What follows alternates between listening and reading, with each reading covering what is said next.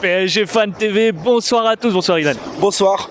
Alors ce soir on avait tous les ingrédients pour passer une bonne soirée, malgré les enjeux de la poule, les enjeux par rapport les ambitions de l'équipe adverse. 7-2 au final, ça a été quand même un match assez lucratif. Un score fleuve, 7-2. On marque dès le début du match, on fait le taf, c'est parfait, c'est ce qu'il fallait faire. Parce que si on marquait pas dès le début, ça aurait pu se compliquer par la suite. Donc c'est ce qu'on fait, on marque dès le début, on finit par mener 3-0. Bon, on se fait reprendre 3-1, après on réagit bien. Derrière, il n'y a pas eu de panique. Bon, c'était que Maccabi Haïfa en face, donc c'est sûr, c'était pas un City, c'était pas un Real ou un Bayern. Mais c'était important, il fallait faire le taf. Il fallait marquer au maximum par rapport à la différence de but. Parce que qualifié ce soir, c'est bien, mais pas premier du groupe encore. Ouais. Donc voilà, va falloir quand même faire un match sérieux contre la Juve la semaine prochaine à Turin pour s'assurer la première place. Voilà, on sait qu'après, derrière, c'est une toute autre compétition qui commence avec les phases à élimination directe. Ouais. Il faut s'assurer de finir premier pour déjà s'assurer un tirage un peu plus clément, même si après il n'y a pas de bon et il n'y a pas de mauvais tirage. Moi je dis le PSG pour moi, le seul adversaire qui peut le craindre c'est lui-même. Mais bon, on va pas parler de ça ce soir.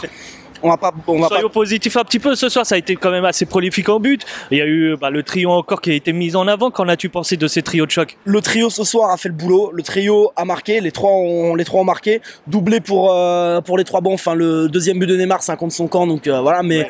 On peut considérer que c'est presque un doublé pour tout le monde. Mais en tout cas, ouais, le trio a fait le taf. Derrière, la défense a fait le taf malgré quelques erreurs quand même. Donc attention à pas se déconcentrer. Donnarumma pareil, quelques erreurs, des relances approximatives parfois. Il y a eu certaines choses que j'ai pas trop aimées, mais bon. On va dire que ces erreurs-là, mieux vaut les faire là que dans des circonstances plus compliquées. Mais quand même, on n'aime pas trop voir ce genre d'erreurs. Donc voilà. Alors, absence importante quand même tout de même ce soir, c'était Verratti, alors remplacé par Renato Sanchez. Qu'en as-tu pensé de ce trio et de ce milieu qui a semblé assez solide tout de même? L'absence de Verratti, j'avoue que bon, quand j'ai vu, ça m'a un peu fait chier parce qu'on sait à quel point Verratti est précieux pour notre milieu. Verratti nous apporte beaucoup au milieu de terrain. Là, ce soir, Renato, pour moi, le début de match de Renato, j'ai pas trop aimé, mais finalement après, vers la fin de son match, peu avant qu'il sorte, il était mieux, il a tenté des choses, donc bon, après il faudrait qu'il ait plus de temps de jeu, il a pas beaucoup joué ces derniers temps, la faute à une blessure notamment. Fabian Ruiz, j'ai beaucoup aimé son match à Fabian Ruiz, pour moi, il a sa place dans ce trio, c'est la preuve qu'il faut garder la défense à 4 derrière et le milieu à 3, un milieu à 3 avec Ruiz, Vitinha, Verratti. C'est ça qu'il faut installer pour moi dans le 11 titulaire. Et Vitinha qui nous a fait un bon match aussi. Donc franchement j'étais plutôt content de la performance des Parisiens ce soir. Dernier point qu'on n'a pas encore évoqué, c'est notre coach Galtier. Il est considéré comme le coach qui fait ses changements le plus tardivement possible lors d'un match. Toi, est-ce que tu sembles que ces changements de façon générale, et notamment ce soir, ils sont assez percutants? Les changements de Galtier, pour l'instant, je vais pas encore juger Galtier parce que ça fait que quelques mois qu'il est là, il essaie de mettre en place des choses.